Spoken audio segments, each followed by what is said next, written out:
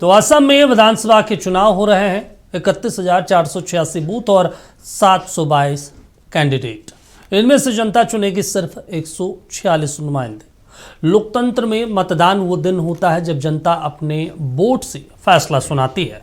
5 सालों तक सत्ता पक्ष के कामकाज का खामोशी से जनता मूल्यांकन करती है और फिर एक रिपोर्ट कार्ड तैयार करती है। सत्ता पक्ष और विपक्ष को गिनती है और फिर अपनी पसंद से नुमाइंदे चुनती है। नुमाइंदों का रिपोर्ट कार्ड जनता की सामूहिक याददाश्त में रचा बसा होता है। अब बारी है वोट देकर अपना फैसला सुनाने की। असम विधानसभा चुनाव पर आज टू द पॉइंट में विस्तार से चर्चा करेंगे।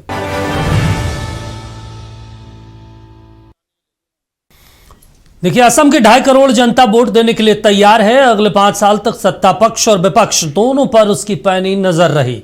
अब वक्त आ गया है जब वो वोट देकर अपना फैसला सुनाएगी।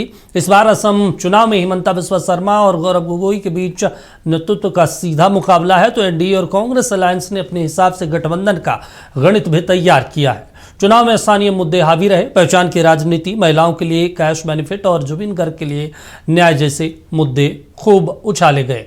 रिपोर्ट देखिए, फिर चर्चा करेंगे।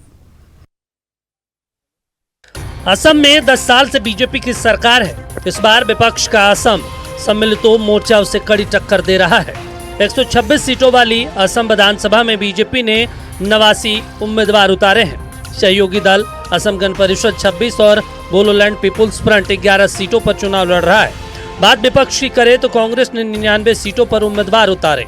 राजौर दल ने 13 और असम जातीय परिषद ने 10 सीटों पर उम्मीदवार उतारा है। वहीं वाम दलों में सीपीआई 2 और माले ने 2 सीटों पर उम्मीदवार दिया। बात अगर बीते चुनाव के नतीजों की करें तो 2006 के असेंबली चुनाव में बीजेपी को 10 और कांग्रेस को 53 सीटों पर जीत मिली। सरकार कांग्रेस की बनी। साल 2011 में बीजेपी की सीट घटकर 5 रह गई, जबकि कांग्रेस को 78 सीटों पर जीत मिली। सरकार एक बार फिर कांग्रेस की बनी। साल 2016 के विधानसभा चुनाव में बीजेपी को 60 सीटों पर जीत मिली। सहयोगी दल असम गण परिषद को 14 और बीपीपी को 12 सीटों पर जीत मिली। सूबे में पहली बार सर्बानंद सोनोवाल के नेतृत्व में बीजेपी की सरकार बनी। 2021 में बीजेपी को 60 और उसके सहयोगी दलों को 15 सीटों पर जीत हासिल हुई, जबकि कांग्रेस को महज 29 सीटों पर जीत मिली। बीजेपी ने हिमंता बिस्वा शर्मा को सीएम बनाया। इस बार चुनाव में सबसे खास है डिलिमिटेशन यानी परिसीमन। इससे हुआ ये कि पूरे सूबे में सीट दर सीट भूगोल ही बदल गया। पहले से मौजूद तमाम सियासी समीकरण ध्वस्त हो गए। असम में 11 अगस्त 2023 को परिसीमन का आखिरी आदेश आया। इसके तहत इस बार के चुनाव में एसटी के लिए रिजर्व सीटें 16 से बढ़कर 19 हो गई, जबकि एससी सीटें 8 से बढ़कर 9 हो गई। बांग्लादेश से सटे इलाके में मुस्लिम बहुल सीटों की संख्या 31 से घटकर 22 रह गई। बात मुद्दों की करें तो असम चुनाव में जहां कांग्रेस ने शर्मा परिवार पर भ्रष्टाचार, जुबिन गर्ग को न्याय और गरीब महिलाओं के खाते में कैश ट्रांसफर की बात कही, वहीं बीजेपी ने घुसपैठिया और यूसीसी का मुद्दा उठाया। जेएमएम ने चाय बागान के मजदूरों को 500 रुपए की न्यूनतम मजदूरी और महिलाओं को 2500 रुपए हर महीना सम्मान राशि देने का वादा किया है। पार्टियों को बयान और घमासान अब खत्म हो चुका है। 15 मार्च को चुनाव आयोग ने असम में 126 विधानसभा सीटों के लिए चुनाव की तारीख का ऐलान किया। 16 मार्च को अधिसूचना जारी हुई। 23 मार्च को नामांकन के आखिरी दिन जेएमएम ने अपने सभी 21 प्रत्याशियों के नाम का ऐलान किया। 24 मार्च को नामांकन पत्रों की जांच हुई, जबकि 26 मार्च तक नाम वापस लिए गए। 9 अप्रैल को मतदान का दिन है, जबकि 4 मई को मतगणना होगी। नक्षत्र न्यूज के लिए नवीन शर्मा के साथ नीला सिंह। चलिए चर्चा की शुरुआत कर लेते हैं। अब की बार किसकी सरकार, क्योंकि अब आखिरी रात है और कल सुबह 7 बजे से मतदान की प्रक्रिया शुरू हो जाएगी। तमाम व्यवस्थाएं कर ली गई है चुनाव आयोग के द्वारा। हमारे साथ स्टूडियो में 2 खास मेहमान हैं और हमारे 2 वरिष्ठ सहयोगी असम के अलग अलग ज़िलों में मौजूद हैं, नवीन शर्मा और नीलय जी, और यहाँ पे स्टूडियो में क्षितिज जी हैं और अजय जी हैं।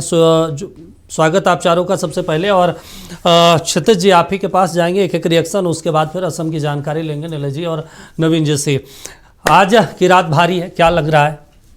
देखिए, असम में जो चुनाव हुआ वो चुनाव चाय बागान पर, जो कि एक अच्छा मुद्दा था। इसके एक तरफ चाय बागान पर, एक तरफ हिमंता बिस्वा शर्मा जी के जो 5 साल के जो कार्यकाल रहे उसके खिलाफ सरकार की नाकामियों को गिनाया गया। दूसरी तरफ क्या गिनाया गया? घुसपैठियों पर चुनाव लड़ा गया, भ्रष्टाचार पर चुनाव लड़ा गया, मियाँ कौन है असली उस पर चुनाव लड़ा गया। तो जनता ये सारी चीज़ों को देख रही है, किस प्रकार से प्रधानमंत्री एक मंच पे आकर के कितने डरे हुए थे कि डर करके उन्होंने कहा, झूठ बोल दिया कि कांग्रेस अगर आएगी तो घुसपैठियों के लिए रहने के लिए एक नया कानून बनाएगी। तो जनता देख रही है, जनता समझ रही है कि कौन उनके लिए मुद्दों की बात किया है, और अगर मुद्दों की बात किया जाए तो गठबंधन ने मुद्दों पर बात किया है और जनता गठबंधन पर अपना विश्वास जताया। चलिए ठीक है अजय जी, आप सहमत हैं इस बात? असम चुनाव में तो हमने तो भाई देखा भाषाओं की मर्यादाएं सारी तोड़ दी गई, एकदम पार कर गया है, सीएम साहब की तरफ से हो या कांग्रेस की तरफ से। देखिए, हम कहते हैं लोकतंत्र भाषा की मर्यादा को हमेशा ध्यान में रखना चाहिए, क्योंकि सत्ता आते जाते रहते चाहे किसी भी दल की सरकार हो, लेकिन भाषा सहमत होकर बात रखनी चाहिए, क्योंकि जनता के बीच में इसका एक व्यापक मैसेज आता है। हमने कहा ये आज आसाम में जो रात है और जनता ने ठान लिया है, जनता ने ठाना 10 साल में हेमंतवा बिस्वा शर्मा किस चीज़ में क्या बेरोजगारों को रोजगार पूरी तरह से देने का काम किया, वहाँ का कितना डेवलपमेंट हुआ, इसको सोच के वो वोट देने जा रहे हैं। महिलाओं को कितना सम्मान मिला, उसको देख के वो वोट देने जा रहे हैं। चाय बगानों का न्यूनतम मजदूरी आज तक अच्छे ढंग से नहीं लागू करा सके, उन सवालों को लेकर जनता वोट देने जा रही है। और बार बार घुसपैठियों की जब बात आती है और प्रधानमंत्री या गृह मंत्री जाके वहाँ के मुख्यमंत्री अगर बोलते हैं, तो इसको भी सोचने की बात है कि असम की जनता इतनी बेवकूफ नहीं है, वो जानती है कि गृह मंत्रालय केंद्र सरकार के अधीन आती है और डबल इंजन की सरकार चल रही है, उसके बावजूद ये घुसपैठिए की बात करते हैं, यूसीसी की बात करते हैं। तो इन सब सवालों को लेकर गंभीर है और वो जान रही है कि प्रधानमंत्री, गृह मंत्री और यहाँ के मुख्यमंत्री घुसपैठ के सवाल पर लगातार झूठ बोल रहे हैं। और ये बात जैसे अभी हमारे साथी बोल रहे थे कि प्रधानमंत्री ने ये कहा कि असम अगर असम में आज कांग्रेस यहाँ सत्ता में आ जाएगी तो कानून बनाएगी। अरे भाई, कानून बनाने का काम लोकसभा का है, वो राज्य सरकारें नहीं बना सकती है कानून। देश के मामला घुसपैठियों के रहने के लग जाए तो ये सवाल उठता है। इन सब सवालों पर वहां की जनता गंभीर है, वो समझ रही है कि आपने जो विकास के नाम पर हमसे बोला कि डबल इंजन की सरकार में ज्यादा विकास होता है, आप ऐसी ऐसी घोषणाएं करते जा रहे हैं जिस पर जनता को विश्वास। हर जिला में एक कॉलेज, एक डिग्री कॉलेज बना देंगे, मेडिकल कॉलेज बना देंगे। अरे भैया, महिलाओं को समुचित विकास की बात आप नहीं करते हैं। वहाँ के समुचित विकास की बात है, वहाँ के विद्यार्थियों की क्या स्थिति है आप देखने की बात करेंगे, वहाँ के लोगों का पलायन दर देखेंगे ज़्यादा है। इन सब चीज़ों पर चर्चा होनी चाहिए थी। तो ये जनता ने ठान लिया है, इस बार वहाँ से बीजेपी को कहीं ना कहीं व्यापक रूप से नुकसान उठाना पड़ेगा और बीजेपी की सरकार नहीं आएगी तो हम लोग स्पष्ट समझ में आ रही है। चलिए ठीक है, हमारे साथ नवीन जी और नलल जी भी जुड़े हुए हैं। नवीन जी, पूरे चुनाव में क्या आपको दिखा अलग? क्योंकि मैंने तो सबसे ज़्यादा आखिरी समय में देखा भाई, गाली गलौज की जो स्तर है वो इतना नीचे गिर गया, मतलब हद पार कर गया इस बार असम चुनाव। मेरे ख्याल से हमने ना झारखंड में देखा, ना बिहार में देखा, कई राज्यों का चुनाव हमने देखा, कहीं पे इतना स्तर नहीं गिराया गया जितना झारखंड असम में गिराया गया। देखिए दीपक, असम के अगर चुनावी स्थिति को अगर समझेंगे तो अन्य राज्यों के मुकाबले जो असम का चुनाव है वो बेहद ही सेंटिमेंट विषय से जुड़ा हुआ है। यहाँ पर जो मेन स्ट्रीम का विषय है वो गौन है, उससे कोई मतलब नहीं, उससे कोई लेना देना नहीं है। यहाँ के जो क्षेत्रीय मुद्दे हैं वही यहाँ के चुनाव में जो है वो हावी रहते हैं। आपने कहा कि हाल के दिनों में जिस तरीके की बयानबाजी या भारतीय जनता पार्टी के पक्ष से हो या फिर कांग्रेस के पक्ष से हो, जो बयानबाजियां हुई वो राजनीतिक का स्तर जो है वो नीचे गिरा है। जाहिर तौर पर मुख्यमंत्री हेमंता बिस्वा शर्मा के तरफ से जो बातें कही गई, जो आरोप उन पर लगाया गया पवन खेड़ा के तरफ से, उसके बाद उस पूरे मामले को देखेंगे कि पवन खेड़ा ने आरोप लगाया, उसके बाद असम पुलिस दिल्ली पहुंची, उनसे पूछताछ के लिए। दिल्ली में वो मौजूद नहीं थे, वो हैदराबाद चले गए। हैदराबाद में भी उनकी जो तस्वीर वायरल हो रही है, वो चेहरा छिपाते हुए गाड़ी से भाग रहे हैं। इसके बाद सोशल मीडिया पे मीम्स बन रहा है, सोशल मीडिया पे बयानबाजी का एक पहाड़ जो है वो बना हुआ है। तो देखिए, पिछले एक सप्ताह में असम की सियासत में पवन खेड़ा का जो वो प्रेस कॉन्फ्रेंस था और वो जो आरोप था हेमंता बिस्वा शर्मा की पत्नी के ऊपर, वो टिप्पणी जो हेमंता बिस्वा शर्मा की पत्नी के सिंदूर को लेकर के जो कांग्रेस के तरफ से सवाल उठाया गया था, तो दोनों ही तरफ से जो एक लाइन होता है उसको पार करने का कोशिश किया गया। इसमें केवल आप कांग्रेस और या फिर बीजेपी को नहीं बल्कि दोनों को कह सकते हैं कि दोनों ही तरफ से जो है बयानबाजी जबरदस्त तरीके से हुई। हालांकि इसका असर चुनाव में कितना पड़ेगा ये देखना महत्वपूर्ण होगा। देखिए, मोटे तौर पर मैं एक बात को समझ पाया इस पूरे चुनाव में। हालांकि आज तो डिस्पैच पार्टी जो है, जो पोलिंग पार्टी है, वो अपने अपने मतदान केंद्रों के लिए मूव कर गए। 30,000 से ज़्यादा मतदान केंद्र जो है वो असम में बनाए गए हैं। 2.5 करोड़ से ज़्यादा जो है जो वोटर्स हैं वो कल अपने मताधिकार का प्रयोग करेंगे। ईवीएम से लेकर के वीवीपैट लेकर के जो तमाम पोलिंग पार्टी जो हैं वो पहुंच गए हैं। राज्य में सुरक्षा व्यवस्था की बात की जाए, शांतिपूर्ण तरीके से मतदान हो, इसको लेकर के सीआरपीएफ की भी टुकड़ी जो है वो काफ़ी संख्या में लगाई गई है। वजह यह है कि एक चरण में मतदान असम में हो रहा है और एक ही चरण में 126 विधानसभा सीटों के लिए वोट डाले जाएंगे और एक ही दिन 2 करोड़ से ज़्यादा मतदाता अपने मतदान का उपयोग करेंगे। तो जाहिर तौर पर आप समझिए कि आप समझ सकते हैं कि एक बार में एक फेज में जो है असम का ये चुनाव हो रहा है, इसलिए व्यापक स्तर पर, व्यापक पैमाने पर सुविधा जो है वो चुनाव आयोग की तरफ से करनी पड़ी। दूसरा, अब पहलू पर आते हैं, जो पिछले 1 महीने के अंदर जो चुनावी कैंपेन प्रचार हुए, मुझे असम में, चूंकि मैं अपर असम का पहले जिक्र कर लेता हूं कि अपर असम की सीटों पर इस बार खासा जो है वो दिलचस्प रहा। दिलचस्प इसलिए रहा कि झारखंड मुक्ति मोर्चा की एंट्री हुई, वहां पर कांग्रेस पहले से मजबूत कंडीशन में थी। जेएमएम के एंट्री होने के बाद कांग्रेस को जो है वो बट्टा लगने का संभावना बढ़ गया। भारतीय जनता पार्टी ने इस बार जोर आजमाइश वहां पर ज्यादा की। प्रधानमंत्री नरेंद्र मोदी को वहां 2-2 जनसभाएं, रैलियां करनी पड़ गई। 2-2 बार प्रधानमंत्री नरेंद्र मोदी एक सप्ताह के अंदर वहां गए। दूसरी बात, चाय बागान पहुंच करके चाय बागान में जो चाय जनजाति है उनके साथ फोटो खिंचवाया। प्रधानमंत्री ने चाय के पत्ते तोड़े, एक मैसेज देने की कोशिश की गई। हेमंता बिस्वा शर्मा लगातार डिब्रूगढ़ से लेकर के तिनसुकिया तक कई जनसभाएं और रैलियां की। तो देखिए, जोर आजमाइश अपर असम की सीटों पर हुई। वजह यह कि पहले ऐसे लग रहा था कि Bharatiya Janata party clean majority के साथ सरकार बनाने की स्थिति में है, दावा भी यही किया गया। लेकिन उसके बाद धीरे धीरे इस चुनाव में जो एंट्री जेएमएम का हुआ, उसके बाद कहीं ना कहीं स्थिति अगर वर्तमान में आप देखेंगे तो देखिए, अगर मैं अपनी बात खत्म करूंगा एक बात कह करके कि देखिए, आप भारतीय जनता पार्टी पर बेशक आरोप लगा सकते हैं और तमाम राजनीतिक पार्टियां आरोप लगाती हैं और चुनाव में लगाने का सबको अधिकार है, बोलने का सबको अधिकार है। लेकिन मैं जिस चीज को देख और समझ पाया कि पिछले 10 सालों में नॉर्थ ईस्ट का कनेक्टिविटी गेट असम को कहा जाता है, तो नॉर्थ ईस्ट का जो कनेक्टिविटी है वो कनेक्टिविटी हुआ है, विकास हुए हैं, सड़कें बनी हैं, रास्ते बना है, इंफ्रास्ट्रक्चर जो है वो तैयार हुए हैं। इसके अलावा राजनीतिक विवाद क्या कुछ है वो दूसरा पहलू है। लेकिन विकास की अगर बात की जाए तो मूल ढांचों पर काम हुआ है, मैं इस बात को देख पा रहा हूं। लेकिन इसके बावजूद इस बार असम में क्लीन मेजोरिटी जैसी स्थिति जो है वो नहीं है और निश्चित तौर पे चूंकि देखना बहुत, और मेरे ख्याल से अभी ये कहना भी ठीक नहीं होगा और ये जल्दबाजी भी होगा कि चुनाव के पहलुओं पर हम लोग बात नहीं करके ये कह सकते हैं कि मुद्दे क्या कुछ रहे हैं यहाँ पर। चलिए ठीक है, हमारे साथ नीलज जी भी जुड़े हैं, फोटो एडिटर। नीलज जी, आप भी लगातार घूम रहे थे, अलग अलग क्षेत्रों में अलग अलग लोगों से बातचीत कर रहे थे, आप बीजेपी पर भी नज़र रख रहे थे कि भाई बीजेपी की गतिविधियाँ क्या है। और हमने एक चीज़ और देखा कि भाई चुनाव प्रचार खत्म हुआ, वोटिंग से एक दिन पहले हेमंता साहब झारखंड आते हैं, देवघर आते हैं, वहाँ पे पूजा अर्चना करते हैं। ये क्या मायने हैं इसके राजनीतिक?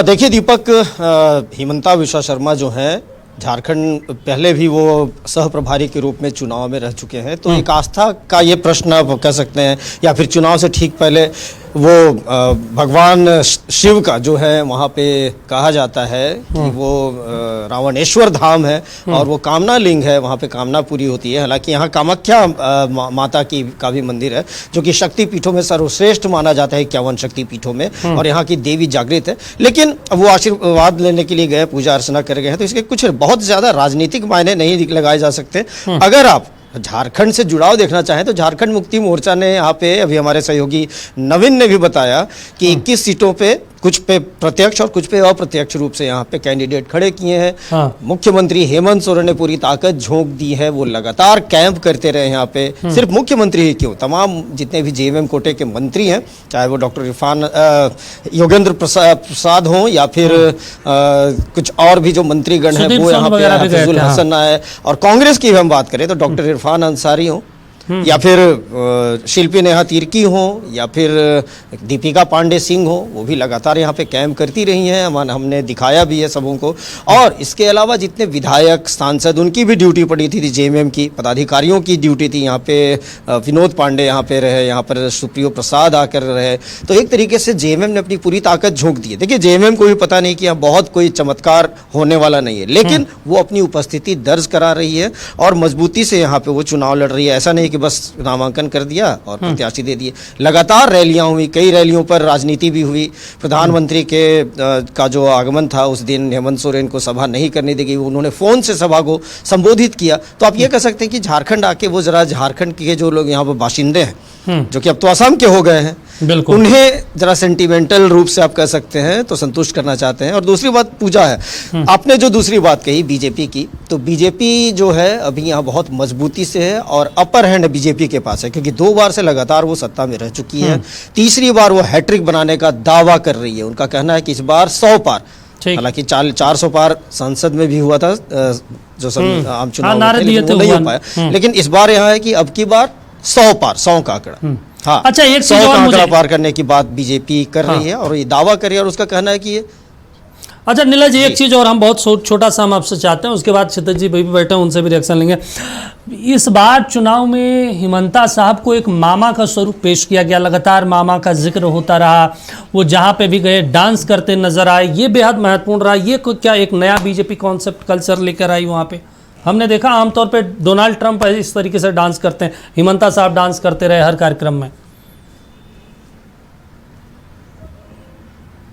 नहीं देखिए, मामा तो वो पहले से उन्हें बोला जाता है, आज से नहीं, पहले से ही मामा बोला जाता है। और पूरे असम के जो लोग हैं वो मामा कहकर ही उन्हें संबोधित करते हैं। और इस बार भी जब मैंने लोगों से बात की है तो उनका कहना है कि मामा ने अच्छा काम किया, चाहे वो युवतियों के लिए जो योजना चल रही है या फिर बुजुर्गों के लिए योजना चल रही है, छात्रों के लिए योजना चल रही है, वो से लोग काफ़ी खुश हैं। और उनका कहना है कि सरकार ने एक अच्छा काम किया, सराहनीय काम किया। देखिए एंटी इनकम्बेंसी फैक्टर एक होता है, लेकिन वो बहुत ज़्यादा नज़र नहीं आया। और अगर हम गुवाहाटी की बात करें, जैसा कि हमारे सहयोगी नवीन बता रहे थे कि गेटवे है नॉर्थ ईस्ट का असम, और सभी जो स्टेट हैं 7 सिस्टर वो कनेक्टेड हैं असम से ही, चारों तरफ हैं, तो असम का मजबूत होना बहुत ज़रूरी है। और पिछले 10 सालों में वाकई असम की तस्वीर बदली है। देखिए मैं 12 साल के बाद असम आया हूँ, इससे पहले जब असम आया था तो गुवाहाटी की बात करें तो यहाँ फ्लाईओवर के जाल बिछ गए हैं और कनेक्टिविटी बहुत आसान हो गई है।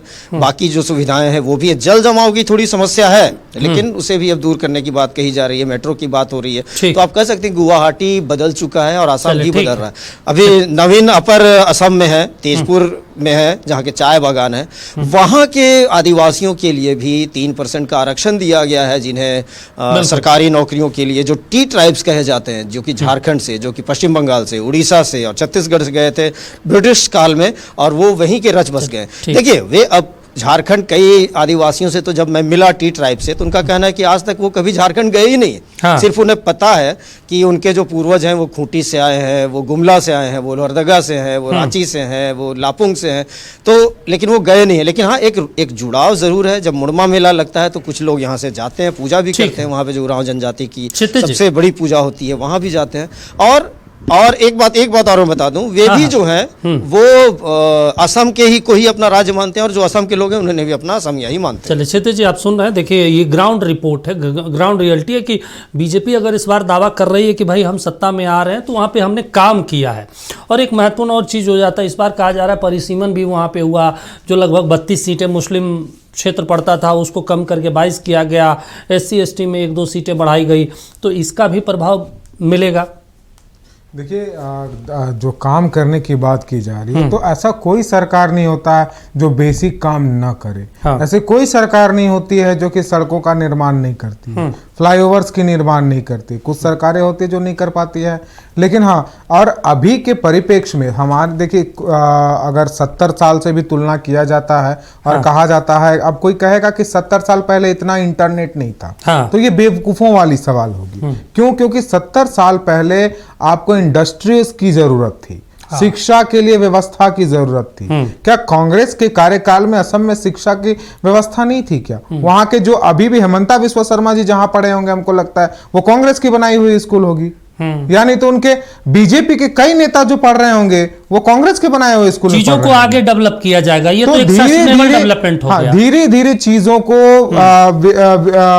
आवश्यकताओं के अनुसार डेवलप किया जाता है। तो इसका मतलब ये नहीं है कि अगर आवश्यकताओं के अनुसार कोई डेवलप कर दिया तो वहीं तक डेवलपमेंट सीमित रहेगा। हो सकता है कि कांग्रेस की सरकार होती तो डेवलपमेंट और ज्यादा होती, त्रुटियां होती है तो कांग्रेस ने उस त्रुटियों को गिनाने की कोशिश की है, गठबंधन ने उन त्रुटियों को गिनाने की कोशिश की है। और इस बेसिस पर हमें लगता है, और जिस प्रकार से बौखलाहट आप देख रहे हैं, न केवल प्रधानमंत्री जी की, मैं बौखलाहट शब्द का इसलिए प्रयोग कर रहा हूं क्योंकि एक प्रधानमंत्री 140 करोड़ देशवासियों के प्रतिनिधित्व करने वाले व्यक्ति अगर किसी चुनाव में झूठ बोलते हुए पकड़े जाते हैं तो ये इससे बड़ा दुर्भाग्य कुछ नहीं हो सकता है कोई भी। और भाषाओं की मर्यादा अगर कही जाए तो झारखंड में भी हेमंता विश्व शर्मा जी ने भाषाओं के तार किया था। ऐसा नहीं है कि झारखंड में भी उनका भाषा बहुत बढ़िया, कौन है हुसैन, हुसैनाबाद में उन्होंने कहा कि कौन है हुसैन, देख लेंगे, इस प्रकार की भाषाओं का प्रयोग कर रहे थे वो। और भी बहुत सारी भाषाओं का उन्होंने प्रयोग किया था झारखंड में भी आकर के। घुसपैठियों पर उन्होंने क्या क्या नहीं कहा। आखिरकार घुसपैठिया, हम तो पूछ रहे अभी भी कि किसको मान रहे हैं आप घुसपैठिया। बिहार में उसी प्रकार से पूरे बीजेपी घुसपैठियों पर चढ़े हुए थे, लेकिन एसआईआर में एक भी घुसपैठिया नहीं दिख रहा है। इसका मतलब कि यहाँ के जनता को ही आप घुसपैठिया मान रहे हैं, एक विशेष धर्म को आप टारगेट करके उनको घुसपैठिया कह दे रहे हैं। ठीक है अजय जी, एक चीज है, चुनाव आयोग को लेकर भी हम लोग चर्चा कर रहे हैं क्योंकि लगातार हम लोग देखते हैं विपक्ष पार्टी जितनी भी है सबसे ज्यादा 5 स्टेट में चुनाव है, क्योंकि आप लोग भी सवाल उठाते रहते हैं चुनाव आयोग को लेकर। एसआईआर हुआ, तमाम चीजें हुई। तमिलनाडु में चुनाव आयोग की भूमिका पर साइलेंट हो रहा है विपक्ष, असम में साइलेंट है, पुडुचेरी में साइलेंट है, केरल में साइलेंट है। हम देखते हैं पश्चिम बंगाल में अटैकिंग मोड में रहता है। आज भी हमने देखा चुनाव आयोग की तरफ से एक ट्वीट किया गया और ट्वीट महत्वपूर्ण हो जाता है कि इसको हम असम से आपसे समझना चाह रहे हैं कि भाई वहाँ पे खामोशी आप लोगों की क्यों है। देखिए चुनाव आयोग आज लिखता है कि चुनाव आयोग की तृणमूल कांग्रेस को 2 टूक। पश्चिम बंगाल में इस बार चुनाव भय रहित, हिंसा रहित, धमकी रहित, प्रलोभन रहित, छापा रहित और बूथ एवं सोर्स जैमिंग रहित होकर रहेंगे। हम इन 4 स्टेट में खामोशी, एक स्टेट में हम ज़्यादा दिखते हैं, वहाँ तो आप लोग पूरी सीटों पर चुनाव लड़ते हैं। देखिए दीपक जी, बहुत ही महत्वपूर्ण सवाल है। आसाम के जहाँ तक बात है, ऐसा नहीं कि आसाम में आवाज़ें नहीं उठी आएगी, लेकिन अब एन इलेक्शन के समय पर, इलेक्शन का आप नॉमिनेशन होने के बाद अचानक आप कहते हैं कि आपका वोटर लिस्ट में नाम नहीं आता है, तो ये इलेक्शन, हमने साफ कहा कि इलेक्शन कमीशन जो भी होता है, इलेक्शन से 6 महीना पहले जो सूची जारी करती है, इलेक्शन हमेशा उस पर होना चाहिए। इसीलिए क्या डिलीशन आप अगर इलेक्शन के ठीक 10 दिन पहले करते हैं, ये सवाल के दायरे में आता है। आपने देखा होगा आसाम में भी कई चर्चा हुई, ऐसा नहीं कि आसाम में साइलेंट है। आसाम में पिछले चुनाव के समय भी इन्होंने किया था, उस समय भी चर्चा हुई थी डिलीशन के मामले को लेकर। लेकिन वो इलेक्शन होने से पहले, अगर 4-5 महीने पहले होता है, एक ऑप्शन रहता है जनता के पास कि वो आपके पास अपील करके उसको वोटों में या तो नाम जुड़वाने का काम करता है। अभी मैं देख रहा था, आपने कहा 90 लाख बंगाल में उसमें 60 लाख से ऊपर प्रतीक्षारत दिखाया जा रहा था कि इनको प्रतीक्षारत है, इनका बात नहीं हुआ। तो भैया इलेक्शन से आप पहले, आप इलेक्शन कमीशन एसआईआर की घटना आप लगातार पहले से कर रहे थे, ये सूची जारी करने में इतना लेट क्यों? जब नॉमिनेशन चालू हो जा रहा है तब आप डिलीशन का दे रहे कितना हमारा हर जिला में। इसलिए पारदर्शिता इलेक्शन कमीशन को हमेशा यह ध्यान रखना चाहिए कि जब भी चुनाव हो उसे 3 महीना पहले ही, हम लोगों ने भी कहा कि 3 महीने स्पष्ट और क्लियर वोटर लिस्ट आप जनता के बीच में देने के काम लेकिन करें। जिस तरीके से पश्चिम बंगाल, बिहार, झारखंड में एसआईआर के मुद्दे और ये तमाम मुद्दे छाए रहे, वोटर लिस्ट वाला, असम में मेरे ख्याल से साइलेंट रहा ये। मैंने कहा असम की जनता उसको लगातार झेलते रही। उन लोगों ने अपना यूसीसी, आपने जो कहा ना, कई मेरे ख्याल से राजीव गांधी के कार्यकाल से ये तमाम चीजें हो रही वो है। जब वहां हो रही थी उन लोगों ने उसको देखा, जिनको तकलीफ थी उनका ऐड होने का काम हुआ। लेकिन यहाँ आप इलेक्शन के एन वक्त पर हटा रहे हैं, तो ये तो होना ही है। चूंकि 90 लाख मतलब समझे 1 करोड़ के आसपास वोटर को आप वंचित करने का काम कर रहे हैं। ये सवाल है इलेक्शन कमीशन से। इलेक्शन कमीशन किसी पॉलिटिकल पार्टी को निर्देशित नहीं कर सकता है, किसी को धमकी नहीं दे सकता। आप जुडिशियरी है, इलेक्शन कमीशन का काम होता फिर इलेक्शन की जिम्मेवारी होना, वोटर लिस्ट का संचालित करके समय पर उसको प्रसारित करके जनता के बीच में देना। आपका ये काम नहीं। कल इलेक्शन हमारा जब वोटर लिस्ट में कहेगा आपका नाम नहीं है, ये आपका काम नहीं है। आपका डेट फाइनलाइज कीजिए, कट ऑफ डेट जो होना चाहिए, जो क्या होता है इलेक्शन कमीशन वोटर लिस्ट उसको आपको देने का काम है पहले। तो इसके लिए हो रहा है। तो हम तो बार बार कहते हैं। चलिए, जो आप कह रहे हैं ना, उस पर हम नवीन जी और नीलज जी से भी लेंगे कि भाई असम में इस बार चुनाव आयोग है सर। हाँ, जहां नवीन जी खड़े, तेजपुर आर्मी का बेसी एरिया भी है, वहां डेवलपमेंट शुरुआत से ही है। नवीन जी तेजपुर में है, और तेजपुर में चाय बागान है, ब्रह्मपुत्र नदी का भी है, और वहां पर पहले से भी विकास है। तो हमको लगता है तो सेंट्रल यूनिवर्सिटी भी, एक सेंट्रल यूनिवर्सिटी भी, आर्मी का बेसिक कैंप भी है, और टी बागान भी है। तो मगर अभी 3% आरक्षण की बात कर रहे थे। अभी मैंने सुना कि 3% वहां के टी ट्राइब्स को देने का। टी ट्राइब्स अगर 100 साल से ऊपर आपके राज्य में रह रहा है, तो उनको ट्राइब्स का दर्जा देना चाहिए था ना। चलिए ठीक है, हम लौटेंगे जो आप सवाल उठा रहे हैं उस पर हम नवीन जी और नीरज जी से भी बातचीत करेंगे और समझने का प्रयास करेंगे। इस बार असम चुनाव में एसआईआर का मुद्दा और फिर वोटर लिस्ट पुनरीक्षण जैसे चुनाव आयोग की भूमिका पर कितना सवाल कांग्रेस पार्टी ने उठाया और बाकी जो विपक्षी पार्टियां। लेकिन असम में चुनाव है, वोटिंग होना है, और उससे पहले झारखंड कांग्रेस के प्रवक्ता सोनल शांति का दावा है कि असम में इस बार बदलाव निश्चित है। बीजेपी की सरकार से वहां की जनता और चाय बागान के लोग त्रस्त हैं। वहीं जयम सांसद विजय हांसदा का कहना है कि चाय बागानों में मजदूरों को मात्र 250 रुपये दिए जाते हैं, जबकि नरेंद्र मोदी ने मजदूरी बढ़ाने का वादा किया था, जो अब तक पूरा नहीं हुआ। आसाम में तो फीडबैक लेने की आवश्यकता ही नहीं है। आसाम में वर्तमान भारतीय जनता पार्टी की सरकार पूरी तरह से हाशिए में है। लोगों ने उनको नकार दिया है, और कल जब वोटिंग होगा, जब पोलिंग होगा, तो इसका असर साफ देखने को मिलेगा। एक तरफा वहाँ पर फैसला आने जा रहा है। जो कांग्रेस नीति गठबंधन है वो वहाँ पर सरकार बनाने जा रही है स्पष्ट बहुमत के साथ, और इसमें कहीं कोई दो राय नहीं है कि निश्चित रूप से 10 वर्षों से जो वहाँ की जनता छली जा रही है, जो टी ट्राइब्स वहाँ के छले जा रहे हैं, जिनको उनका हक और अधिकार चाहिए था, जो नहीं मिल पाया, और जिसे देने की पहल कांग्रेस पार्टी ने 2013 में शुरुआत की थी, लेकिन सरकार चले जाने के कारण वो सफलीभूत नहीं हो पाया।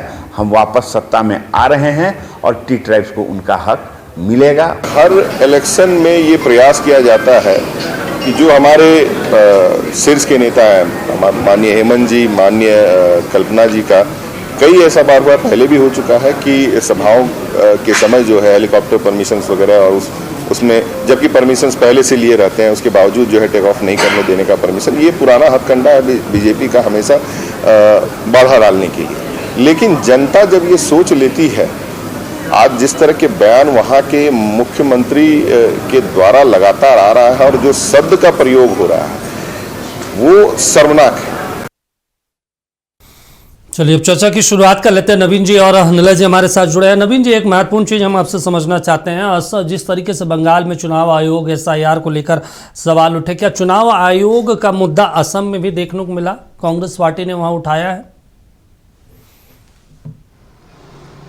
मैं जितना घूम पाया हूँ, मुझे लगता है कि जितने लोगों से मैंने बातचीत की है, यहाँ पर चुनाव आयोग को लेकर के कोई बहुत ज़्यादा आक्रोश या चुनाव आयोग की कार्यशैली पर सवाल उठना, ये सब चीज़ें कमोबेश मुद्दे नहीं हैं। चुनाव आयोग को लेकर के कोई मुद्दा मसला, मैं बहुत जिम्मेदारी के साथ ये बात कह रहा हूँ। जितना मैं देखा असम में, जितना मैं घूमा, जितनी जगहों पर मैं गया, मैं मुद्दों की अगर बात करूं तो यहाँ पर चुनाव आयोग का कोई मुद्दा नहीं है। चुनाव आयोग को लेकर के किसी तरह का कोई बातचीत यहाँ के लोग मुद्दे के रूप में नहीं किए। मैं ये कह रहा हूँ, आपसे कुछ देर पहले अभी वो कह रहे थे कि विकास, क्षितिज भाई कह रहे थे कि विकास हर सरकार करती। सही कहा आपने। देखिए, गवर्नमेंट का काम है विकास करना। अब वो गवर्नमेंट राजद की हो, कांग्रेस की हो, भारतीय जनता पार्टी की हो, भाई अब सरकार में आएगा तो सड़क बनाइएगा, स्कूल बनाइएगा, नाली बनाइएगा, किसानों के लिए कोई योजना लेके आइएगा, छात्रों के लिए कुछ योजना लेके आइएगा। नहीं लाइएगा तो क्या कीजिएगा? योजनाएं तो आपको लानी ही है, सड़कें बनानी है, पुल पुलिया बनाने ही होंगे। देखिए, वोटिंग आइडियोलॉजी को लेकर के होता है, इसको समझिए। अब बहुत स्पष्ट तरीके से जो है ये हेमंता बिस्वा शर्मा इस बात को कहते हैं कि वोटिंग आइडियोलॉजी को लेकर के होता है। और यहाँ असम के जो मुद्दे हैं, मैं बार बार जिस बात को कह रहा हूँ कि असम कोई राष्ट्रीय मुद्दा यहाँ पर काम नहीं आता है। यहाँ वोटिंग सेंटिमेंट के साथ होता है और यहाँ का वोटिंग का जो मुद्दा है वो बहुत क्षेत्रीय है। आदिवासी चाय बागान का हम लोग जिक्र कर रहे थे। निश्चित तौर पे सरकार क्या, कांग्रेस की सरकार यहाँ नहीं, कांग्रेस की सरकार बरसों तक यहाँ पर रही। भारतीय जनता पार्टी 10 सालों से शासन कर रही है। लेकिन देखिए, मैं दो अंतर में समझ पाया।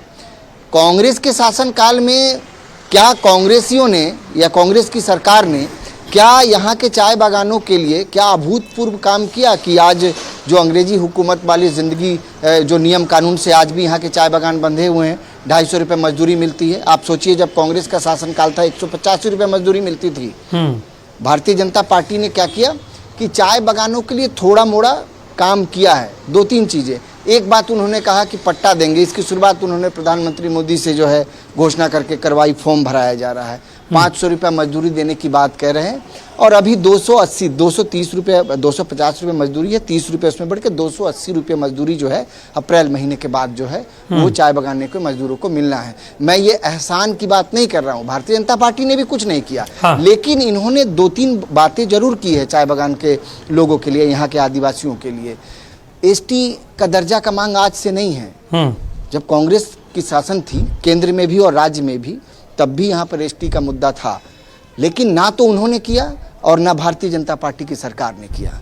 तो ये दोनों एक दूसरे को जो आरोप प्रत्यारोप लगा सकते हैं कि बीजेपी कह सकती है मैंने किया, कांग्रेस कह सकती है उन्होंने क्या किया। तो ना साहब, ना तो आपने किया और ना बीजेपी वाले ने किया। हाँ, मैं एक बात जरूर कह रहा हूँ, ये जो 70 लाख आदिवासी है ना, असम की टोटल पॉपुलेशन का 25% हिस्सेदारी है टोटल पॉपुलेशन का। तो ये टोटल पॉपुलेशन की जो 25% हिस्सेदारी है, आपने इनको क्या दिया? भारतीय जनता पार्टी ने इनको क्या दिया और कांग्रेस की सरकार ने इनको क्या दिया? लेकिन झारखंड मुक्ति मोर्चा के एंट्री होने के बाद यहाँ के जो आदिवासी हैं वो उनको अपना मान रहे हैं, एक सेंटीमेंट उनके साथ जोड़ रहे हैं। उनको ऐसा लग रहा है कि कोई उनके समुदाय से है, कोई उनके अपने लोग असम आए हैं। अगर ये क्लिक कर गया तो झारखंड मुक्ति मोर्चा के लिए इस राज्य में पाने के लिए बहुत कुछ है। इस बार अगर नहीं भी पाएंगे कुछ ज़्यादा तो आने वाला 5 साल इनका भविष्य है। तो कुल मिलाकर मैं जिस बात को देख पा रहा हूँ कि झारखंड मुक्ति मोर्चा आने वाले दिनों में असम में एक विकल्प होंगे और एक ऐसा वक्त आएगा जब असम में कई विधायक भी उनके यहाँ पर होंगे। मैंने जिन आदिवासियों का अटैचमेंट जो है झारखंड मुक्ति मोर्चा से देख पाया, हाँ। अगर तैयारी पहले से होती तो यहाँ पर जो है सिरदर्द, अभी भी झारखंड मुक्ति मोर्चा बीजेपी और कांग्रेस के लिए यहाँ सिरदर्द है और आने वाले दिनों में जो चुनाव होने हैं उसमें सिरदर्द बनना तय है। तो कांग्रेस ये नहीं कहे कि भाई बीजेपी ने क्या किया और बीजेपी ये नहीं कहे कि भाई कांग्रेस ने क्या किया। भाई आपको जब मौका मिला तो आपको करना चाहिए था। आप चुनाव के समय आप घोषणा कर रहे हैं कि हम आपको एसटी का दर्जा दिलाएंगे, आपको जमीन का पट्टा देंगे, आपकी मजदूरी बढ़ाएंगे। 10 साल से आप सोए हुए थे, 10 साल से आपने क्यों नहीं किया? आप जरा सोचिए कि 250 रुपये में कोई जिंदगी जीता है क्या? प्रधानमंत्री नरेंद्र मोदी चाय के बागानों में जाकर के वहां पर पत्ती तोड़ रहे हैं चाय का और महिलाओं से बातचीत कर रहे हैं। क्या उनको पता है कि 250 रुपये में वो अपनी दिहाड़ी करते हैं?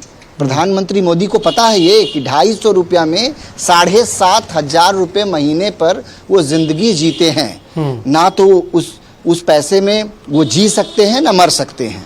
बिल्कुल, आप समझ सकते हैं। इस चुनाव में चाय बागानों का बातचीत हुआ, जोर शोर से हुआ और मैं बता रहा हूँ इस चुनाव में चाय बागान जो ये मसला है, ये चाय बागान जो है बहुत कुछ जो है डिपेंड करेगा इस बार इस चुनाव में। चलिए ठीक है। नीलज जी, आपको क्या लगा पूरे चुनाव में सिनेरियो की अगर बात करें, कौन कौन से मुद्दे छाए रहे जो कांग्रेस की तरफ से उठाए गए और जो बीजेपी की तरफ से उठाए गए? और हम लोग अभी तक आमतौर पर बीजेपी कांग्रेस के बारे में बातचीत कर रहे हैं, जेएमएम का इसलिए करते हैं क्योंकि झारखंड से जुड़ा है, लेकिन उसमें और भी कई पार्टियाँ, असम गण परिषद है या बोकोलैंड है, बहुत सारे ऐसी पार्टियाँ हैं, उनकी कितना रहा इस बार प्रभाव? जी देखिए, हमारे सहयोगी नवीन जो बोल रहे थे बिल्कुल सही बोल रहे थे कि भाई चाय के बागान में काम करने वाले मजदूरों की याद हमेशा चुनाव के समय ही क्यों आती है। ऐसा तो नहीं है कि एकाएक वो आ गए, वो सदियों से यहाँ पर है, सालों से हैं, पिछले एक दशक से, एक शतक से तो है ही, 100 साल से ज्यादा से हैं ब्रिटिश टाइम में अगर हम बात करें तो। उसके बावजूद ना तो असम में कांग्रेस सरकार ने 70 साल में इनके लिए बहुत कुछ किया, बीजेपी ने भी कब किया, जब चुनाव के ठीक पहले भूमि का पट्टा देना, 3% आरक्षण की बात करना, और जो राशि है नवीन हमारे जो अभी तेजपुर में है वो सही बोल रहे हैं कि 280 रुपये या 250 रुपये से क्या होता है, 7,500 रुपये महीना। अप्रैल से उनको बढ़ाने की बात कही गई है, अप्रैल से उन्हें थोड़ा और पैसा जो है वो बढ़ेगा, लेकिन फिर भी वो पर्याप्त नहीं होगा। आदिवासी का दर्जा देने की बात प्रक्रिया शुरू हो चुकी है, लेकिन आप जानते हैं कि ये चुनाव के बाद कितना गंभीर होगा। लेकिन बीजेपी ने इस बार सोचा है कि वो, क्योंकि 70 लाख पॉपुलेशन है, आप सोच सकते हैं 25% है असम की जनसंख्या का, 25% जो है वो चाय बागान के मजदूरों का, जो कि ट्री ट्राइब्स कहलाते हैं। एक बात मैं नवीन की बातों में जोड़ना चाहूँगा कि आप याद कीजिए दीपक, असम की क्षितिज जी और अजय जी को बहुत अच्छे से याद होगा, क्षितिज जी को भले ना हो लेकिन अजय जी को तो बिल्कुल याद होगा, अजय जी का, क्योंकि पुराने राजनीति में से हैं वो। यहाँ पर दौड़ा दौड़ा के मारा जाता था, झारखंड के जो आदिवासी हैं उन्हें पीटा जाता था। बहुत दुर्भाग्यपूर्ण घटना, एक घटना का जिक्र अजय जी को भी याद होगा कि एक आदिवासी युवती को बिल्कुल निर्वस्त्र करके दौड़ाया गया था। मैंने उस पर रिपोर्टिंग भी की थी जब वो झारखंड आई थी तो ये स्थिति थी उस वक्त। लोग यहाँ पे डरते थे, रात में सफ़र नहीं होता था। एक ड्राइवर का, ट्रक ड्राइवर का एक बहुत सोशल मीडिया में वायरल हुआ है कि उसने कहा कि देखिए मैं रात को 12 बजे असम की सड़कों में चल रहा हूँ, जहाँ पहले उल्फा उग्रवाद और बोडोलैंड और तमाम चीज़ों के लिए असम जाना जाता था, उसमें सुधार तो हुआ, इसमें कोई दो मत नहीं है। ठीक है, 70 सालों में और 10 सालों का जो ये कंपैरिजन है, जो तुलनात्मक अध्ययन है, ये हम बाद में करेंगे, लेकिन सुधार तो हुआ है। क्योंकि मैं खुद 12 साल पहले असम आ चुका हूँ, उस वक्त विधानसभा के टूर में मैं आया था, लेकिन उस वक्त के असम और अब के असम में ज़मीन आसमान का फ़र्क मैंने देखा है। क्योंकि सिर्फ गुवाहाटी की बात मैं नहीं कर रहा हूँ, मैं और भी आसपास के कई ज़िलों में गया था, ढेकियाजुली गया था, उसके बाद और एक ज़िला था वहाँ गया था, वहाँ भी तस्वीर बदली है, कनेक्टिविटी अच्छी बनी है। और सर, अभी क्षितिज जी बोल रहे थे, मेरे छोटे भाई हैं, कि भाई सरकार क्यों नहीं करेगी, तो ये चीज़ सबके लिए लागू होती है और इसका फैसला तो अब जनता को करना है। अब कल जब जनता अपने जिस माइंड सेट से वोट डालेगी तो वो डिसाइड कर देगी कि, क्योंकि जनता ही जनार्दन होती है, चाहे वो गौरव गोगोई की बात करें या फिर हिमंता बिस्वा शर्मा की बात करें। हालांकि अभी भी गौरव गोगोई को मुख्यमंत्री का चेहरा घोषित नहीं किया गया। परसों खड़गे जी आए थे, तो जब उनसे मैंने पूछा था कि क्या मुख्यमंत्री का चेहरा है, तो उन्होंने कहा कि भाई अभी हमारी जो सिस्टम जो है कांग्रेस का, वो पहले विधायक आते हैं, फिर वो विधायक दल के नेता को चुनते हैं, तो जिसको नेता चुनेंगे वो मुख्यमंत्री बनेगा। लेकिन हिमंता बिस्वा शर्मा जो हैं वो घोषित हैं चेहरा के मुख्यमंत्री के तौर पर। और तीसरी बार की बात करें, एक बात मैं और जोड़ना चाहूँगा दीपक, और इस पर हम चाहेंगे कि हमारे दो पैनलिस्ट हैं, आप उनसे भी चर्चा करें कि आपने शुरुआत में ही कहा था कि जैसा स्तर जो गिरा इस बार के चुनाव में असम में, वैसा कभी नहीं था। देखिए, यहाँ पे आरोप प्रत्यारोप, चुनाव आयोग भी गए, कांग्रेस के भी लोग गए, बीजेपी के लोग भी गए। कल खड़गे जी के ऊपर यहाँ पर केस भी हुआ, FIR भी दर्ज की गई है कि उन्होंने हेट स्पीच दिया है। और कांग्रेस ने बीजेपी के मुख्यमंत्री की पत्नी रिनिकी शर्मा के ऊपर आरोप लगाया कि 3 देशों के पासपोर्ट हैं उनके पास। हालांकि तीनों देशों ने इस बात को खारिज कर दिया कि पासपोर्ट नहीं है। शेल कंपनियों की बात की गई है, व्योमिंग कंपनी अमेरिका में बात की गई है, होटल बनाने की बात की गई है, बहुत सारे कनेक्शन है। और अभी मैथ हाउस प्रेस कॉन्फ्रेंस में जब खड़गे साहब और गौरव पवन खेड़ा जी थे, उन्होंने कहा कि अभी तो शुरुआत है, अभी ऐसे और कई मंत्रियों के नाम शामिल है, लेकिन अब तो कल चुनाव है, अभी तक तो आया नहीं। और जो उन्होंने कांग्रेस ने जो आरोप लगाया वो उसकी भी बहुत ज़्यादा पुष्टि नहीं हो पाई। इसके अलावा हेट स्पीच अगर हम खड़गे जी की बात करें तो उन्होंने कहा कि मुस्लिमों को संबोधित करते हुए कहा कि अगर नमाज पढ़ते वक्त भी अगर आपको RSS और बीजेपी के लोग दिख जाएं तो उन्हें मारिए। अब बताइए क्या स्तर हो गया ये हेट स्पीच का। असम में ओवैसी की भी एंट्री हो गई है। चुनावी सभाओं में पहली बार अल्लाहू अकबर के नारे लग रहे हैं। तो सिर्फ सांप्रदायिकता की बात करना, एक तरफ कहा जाता है कि शर्मा जी, हिमंता बिश्वा शर्मा मियाँ मियाँ करते हैं, लेकिन उनका कहना है कि मियाँ वो उसके लिए वो है जो बांग्लादेश से आया है, जो असम के मुसलमान है वो काफी खुश हैं, ऐसा कहना है। और मैंने भी जब आज मैं बात कर रहा था, आज हाथी गांव में गया था, वहाँ पे जो मुस्लिम समुदाय के लोग हैं, तो उनका कहना है कि नहीं वही हिमंता से हमें कोई शिकायत नहीं है, ये उनका कहना है। तो ये स्थिति है। तो सांप्रदायिकता दोनों तरफ से हुई है, स्तर दोनों तरफ से गिरे। देखिए बहुत सारे सवाल नवीन जी भी उठा दिए। और सांप्रदायिकता की अगर बात करें तो हिमंता बिश्वा शर्मा जी बीजेपी के टॉप मोस्ट लीडर बनने के रेस में किस प्रकार से अपने, तो चाहे झारखंड में हो चाहे कोई भी हो, आपके हम निलय भाई ने कहा कि वो घुसपैठियों के लिए कह रहे थे कि मियाँ उनको कह रहे थे। नहीं, ये खुद सीएम कहते हैं वहाँ के। ठीक है, सीएम कह रहे थे कि घुसपैठिया वो है, घुसपैठिया जो है। तो आखिरकार घुसपैठिया है कौन, पहले ये तो क्लियर कर दें। आपको पता होगा कि 2009 से लेकर के 2014 तक में 98,000 से ज्यादा घुसपैठियों को बाहर किया गया था डिटेक्ट करके, और 2014 से लेकर के 2024 तक में मात्र 5 से 7,000 घुसपैठियों को बाहर किया गया। तो घुसपैठियों के लिए कौन सरकार सोच रही है, कौन उनको बैठा रही है? चलिए बंगाल में आप कहते हैं कि ममता बनर्जी आपको बॉर्डर को फेंसिंग करने नहीं देती है, वहां पे आपको कौन रोक रहा था? वहां कैसे पाताल से आ जा रहे क्या? वहां पे घुसपैठिए पाताल से तो नहीं आ जा रहे होंगे, तो वहां पर घुसपैठिए कैसे आ जा रहे हैं? और दूसरा एक इन्होंने कहा कि कैसे आदिवासी बहन को दौड़ा करके पिटा गया, गलत है। ये उस वक्त भी गलत था। और दुख इस बात का है कि 10 साल के बाद भी मणिपुर में अभी के समय में, जब 21वीं सदी में है, 10 साल के बाद भी कई एक महिलाओं को निर्वस्त्र करके घुमाया जा रहा है बीजेपी के राज्यों में। ठीक है, नवीन जी कुछ कह रहे हैं। दीपक मैं देखिए एक बात जो क्षितिज जी जिस मुद्दा को उठा रहे हैं, नवीन बोल रहे हैं, उसके बाद मिला जी आपके पास। दीपक क्षितिज जिस बात को उठा रहे हैं कि घुसपैठी कौन है, तो क्षितिज जी आप विश्वास कीजिए, मैं पिछले 15-20 दिनों से असम में घूम रहा हूं, यहाँ के लोग जानते हैं कि घुसपैठी कौन है।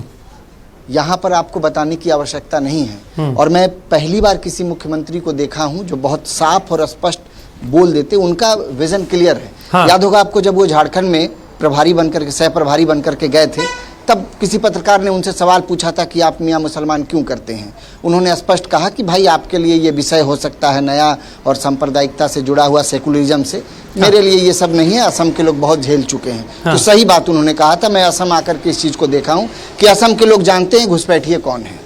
तो इस चुनाव में घुसपैठिए जैसा मुद्दा और ये तमाम चीजें जो है, कम से कम ये चीजें तो नहीं है। नीला जी आप कुछ कह रहे हैं, उसके बाद अजय जी के पास जाएंगे। हाँ, मैं क्षितिज को बताना चाहूँगा कि क्षितिज जी देखिए, आपने कहा कि भाई घुसपैठिए कौन है।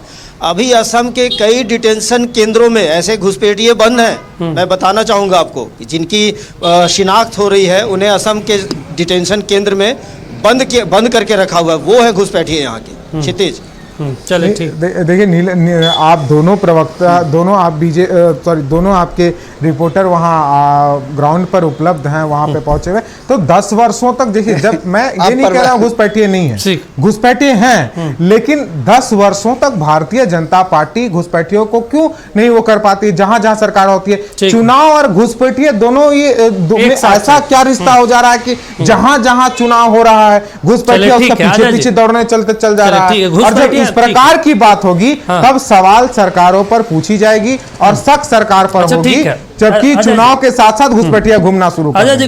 कुछ पॉलिटिकल पार्टियों का मुझे भी लगता है, एज ए पत्रकार मैं देखता हूँ, बहुत स्पष्ट संदेश होता है। कुछ नेताओं का भी बहुत स्पष्ट होता है। हिमंता साहब भी उसी में एक हैं, योगी आदित्यनाथ जी भी उसी में हैं, और गिरिराज सिंह भी वैसे लीडर हैं। भाई चुनाव के वक्त में उन्होंने कह दिया मुझे मुस्लिम वोट ही ना करे, फिर भी हम जीत जाएंगे, और फिर भी वो जीत कर आते हैं। कुछ नेता स्पष्ट बोलते हैं कि भाई कोई लाग लपेट नहीं, कोई किंतु परंतु नहीं, कोई हमें सेकुलरिज्म नहीं करना, जो मेरा एजेंडा है वो हम काम करेंगे। हिमंता साहब भी उसी तरीके से पूरे असम चुनाव में प्रचार किया। आपको लगता है कि भाई क्लियर विजन, क्लियर माइंडसेट, मियाँ बाहर जाएंगे, इन तमाम चीज़ों को लेकर जनता उन्हें अगली सत्ता सौंपेगी? शायद मेरा इसी को पोलराइजेशन कहते हैं। वो एक मतलब वो क्लियर उनका माइंड वो क्लियर है कि हमारा पोलराइजेशन, हमारा ये वोटर्स है, वो निश्चित रूप से उसके लिए बात करते हैं। लेकिन अभी नीलय जी एक बात, लेकिन उनके बातों पे भरोसा भी जनता करती है, तभी वो सत्ता में आते हैं। नहीं, सत्ता में आने का बाद मतलब एक पोलराइजेशन है, एक लगता है कि एक स्पष्ट कह रहा है कि हम मियाँवाद के खिलाफ वोट करने का। अभी नीलय जी एक बहुत बड़ी बात है, डिटेंशन सेंटर में लाखों की संख्या में अगर बंद किए गए तो 10 साल से उनको क्या बंद करके हम खाने खिलाने का काम करेंगे? अगर ऐसे लोग पहचान में गए तो इसका मतलब उनको डिटेंशन सेंटर में रख के भारत सरकार पर एक्स्ट्रा लोड पड़ रहा है, उसको तुरंत क्यों नहीं बाहर किया? ये सवाल उठता है। नीलय जी वहां से लोगों से बात करना चाहिए। अभी एक बहुत अच्छी बात आप कर रहे थे, भ्रष्टाचार की जब बात आ रही थी तो खड़गे साहब की बात भी आई। उन्होंने एक चीज तो स्पष्ट है कि हेमंता बिस्वा शर्मा जी की राजनीतिक शुरुआत कांग्रेस से हुई है। बिल्कुल, जब कांग्रेस से हुई तो कांग्रेस जहां घर होता है तो वो लोग सभी कमजोरियों को भी जानते हैं, नाकामियों को भी जानते हैं, कितना ये एक्टिव है ये सब जानते हैं। तो पहला भ्रष्टाचार का आरोप उनको कांग्रेस में रहते ही उन पर बीजेपी ने लगाया था। जनता है, जनता तो मुझे लगता है कि भाई भावना में बैठ के जैसे अभी इमोशनल होकर वोटिंग कर रहे हैं, जैसे बताया। लेकिन ये तो है कि आपने शुरुआत में आप ही ने कहा कि सबसे भ्रष्ट अगर कोई व्यक्ति है आसाम में तो 2014 में आप ही ने आरोप लगाया था, बीजेपी ने लगाया था। जब वो बीजेपी में आते तो भ्रष्टाचार से मुक्त हो जाते। तो मेरा साफ ये कहना है कि ईमानदारी की पटकाछा क्या होना चाहिए? ईमानदारी की पटकाछा होनी चाहिए कि कुछ तो होना चाहिए कि हम ईमानदारी का पैमाना क्या तय करते हैं।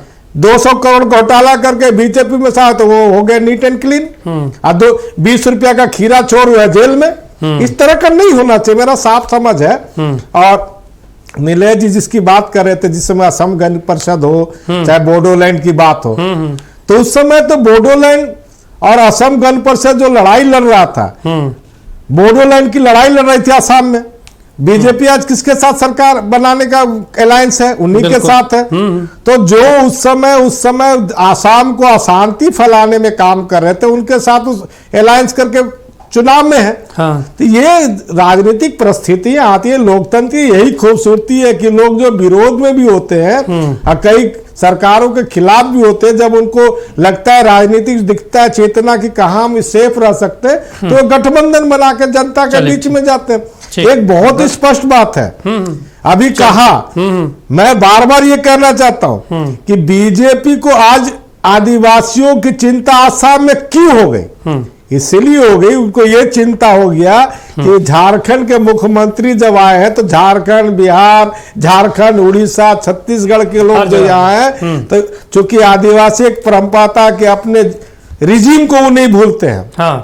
और मुझे लगता है हमको लगता है हेमंत बिस्वा जी लगता है ट्रंप जी को ज्यादा फॉलो करने लगे। आपने देखा वो ईरान पे जिस तरह से उन्होंने होर्मुज खोलने के सवाल पर पूरे पत्रकारों के समय जिस तरह का शब्दों का इस्तेमाल किया, ये कहीं ना कहीं सुर्खियों में बने रहने का एक स्ट्रेटजी होता है पॉलिटिकल। इन सब चीजों पर गंभीरता से ध्यान रखना। आप कुछ कह रहे हैं? एक छोटा सा सवाल, क्योंकि आपके दोनों वरिष्ठ पत्रकार ने, आप तीनों ने एक वो क्या था, एक छोटा सा सवाल जो है वो हम भी आपसे जानना चाहते हैं, जानकारी चाहते हैं। आपने कहा स्पष्ट नीति, अगर कोई मंच से स्पष्ट नीति तय करता है कि हमें मुसलमानों का वोट नहीं चाहिए, यदि कोई पार्टी यह स्पष्ट नीति तय कर देता है कि बटेंगे तो कटेंगे, जिसमें अल्पसंख्यकों को, मुसलमानों को नहीं रखा जाता है और एक मुट्ठी बनाया जाता है, बाकी जातियों को रखा जाता है, तो क्या ये लोकतंत्र के स्वास्थ्य के लिए सही है? और भारतीय लोकतंत्र के स्वास्थ्य के लिए क्या सही है? यदि सब कोई अपना अपना एक जात, एक धर्म को रख ले और इसके बाद फिर दूसरा को छोड़ दे, तो जहां जिसकी सरकार होगी वहीं दिक्कत होगी। आप लोग भी तो रख ही रहे थे MY समीकरण, नीतीश जी पटेल को। देखिए ऐसा नहीं, वो समीकरण में हमने कहीं नहीं कहा था कि हमको ब्राह्मणों का वोट नहीं चाहिए। उसमें हमारे कोई नेता ने नहीं कहा। नहीं, दिखा दीजिए हमको कि लालू यादव जी ने किस मन से कहा। पूरा बिहार में कितने बिहार में उसके बारे में लालू यादव जी ने पूरे स्पष्ट तौर पर लोकसभा में इस बात को कहा कि हमें सवर्ण जमात जाति से दूर करने के लिए ये प्रपंच रचा गया। मेरा सवाल है कि क्या वो लोकतंत्र के स्वास्थ्य के लिए सही है? यदि कोई कहता है कि हम एक स्पष्ट नीति रखते हैं, एक जाति एक धर्म को मानते हैं, नहीं, मेरा ये कहना है कि मैं ये कह रहा हूं जी कि भाई पार्टियां जिनको जो चीज चाहिए वो क्लियर बोल रहे हैं कि भाई हमें हिंदू का वोट नहीं चाहिए, हमें मुस्लिम का नहीं चाहिए। आप इसको सही मानते हैं? मैं सही नहीं मान रहा हूं, मैं इस पे कोई अपना सर्टिफिकेट नहीं दे रहा, मैं कह रहा हूं बताइए कि वो सीधे कह रहे हैं। पत्रकार हैं, आपकी जनता को ये बताइए कि ये क्या ये अरे सर, नीति, जनता समझ रही है, आप क्या बताइए। ये नीति सही मैं है आपको लोकतंत्र छत्तीस के बता रहा हूं, लिए? बेगूसराय का उदाहरण दे देता हूं। बेगूसराय से तो कई सीपीआई कॉमरेड के सांसद रहे, विधायक रहे, बहुत पुराना गढ़ बिहार में बेगूसराय कॉमरेड का रहा। इसके बावजूद गिरिराज सिंह गए वहां पे चुनाव प्रचार में, एकदम प्रचार के दौरान लोकसभा में वो जाके, जबकि हमें पता है बलिया वाले क्षेत्र में चले जाइए मुस्लिमों की बड़ी संख्या है, फिर भी वहां जाके कह रहे हैं मुझे मुसलमान का वोट नहीं चाहिए, और चुनाव में वो जीत कर आ जाते हैं। अब बताइए कि उन्होंने एक क्लियर मैसेज दिया। मैं उनका समर्थन नहीं कर रहा हूं, लेकिन मैं ये कह रहा हूं हारना एक अलग चीज है। प्रधानमंत्री झूठ बोल के अरे इतने दिन तक जीत रहे हैं, वो भी एक जीत है। मेरा ये कहना है सर कि आप, क्या ये लोकतंत्र के लिए सही है? लोकतंत्र के लिए सही नहीं है, लेकिन फिर जनता चुन के उन्हें संसद भेज रही है। अब जनता के विचार को आप खारिज कर देते तो अलग बात है। चुनाव आयोग को लेकर के हम जीत जाए तो क्या वो जीत सही? चले ठीक है सर, अब समय इतना इजाजत देता है, लेकिन आप चारों जुड़े हो और अपना समय दिया, शुक्रिया आप चारों का। बड़ा सवाल यही है, वोटिंग है, और नक्षत्र न्यूज भी अपील करता है जो भी असम के लोग हैं, जो वोटर हैं, वो जाएं, सुबह मतदान करें और उसके बाद जलपान करें।